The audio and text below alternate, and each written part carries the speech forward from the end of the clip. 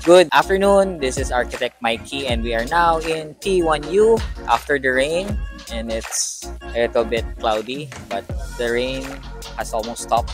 A little drizzle here and there, and we're gonna introduce you right now to one of our youngest, I think the youngest foreman in all our projects. Hello. Sige, pakilala po Magandang tayo. hapon po. My name is Mark. Katatapos na naman ng bagyo, but I think about after 2 or 3 days, nakapag-buhos tayo ng first lift natin, ha? Opo, sir. Yan. So, ano yung mga paghahanda na ginawa natin nung bago bumagyo? Impromptu to, hindi niya alam yung mga tanong. Yung ginawa po namin, habang hindi po kami makagalaw dahil mataas yung tubig, pre-prepare po namin lahat ng kailangang materyales, yung mga ikakat na eco-board, tapos mga tie rod na gagamitin, nakaprepare na po lahat. Para pagkatapos po ng bagyo, nung napahupa namin yung tubig, diretso po yung trabaho namin. Isang araw o mga 2 araw po, nabuhusan na po namin. Yan, nice. So, hindi kami nag-standby. Pero nung gabi, nung bagyo, nakaabang yan sila.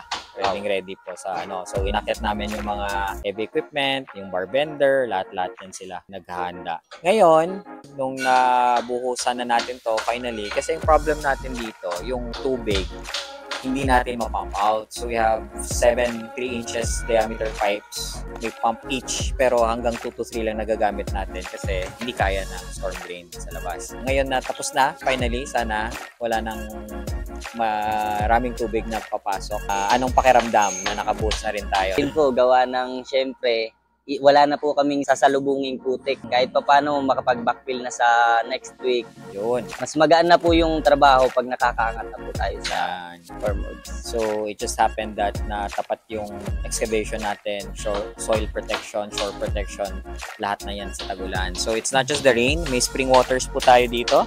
Sana ngayon, lumipat ba yung spring waters lumipat natin? Na po, umakyat na po siya. Lumipat na rin po. Okay. Ayan, so we continuously pump out para po ma-maintain natin yung water level. And syempre, pag may activities tayo dyan, ubusin natin ulit yan. Opo, sir. Pero sa ngayon, lang muna, handa-handa lang muna. Handa lang po. Yun. So, yung tanks natin, naka-ready na yung naka-ready naman po. Naka-ready na. So, usually, yung tanks natin rest on the mat foundation para tipid po sa sahig ng tangke, di ba? Opo, so, sir. pati yung bakal nun sa ilalim, yun na rin yun.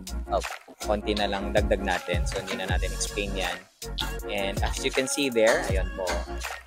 Yan, yung mga tanks natin underground. So, after we backfill, may iwan po yung portion na yan. Yan na yung natin. Space for usually sa gray water natin, rainwater, even potable water and fire water natin para sa ating FarPro system. So, thank you for watching. Anong gusto mong sabihin? Wala naman, sir. Wala. Sige. Thank you.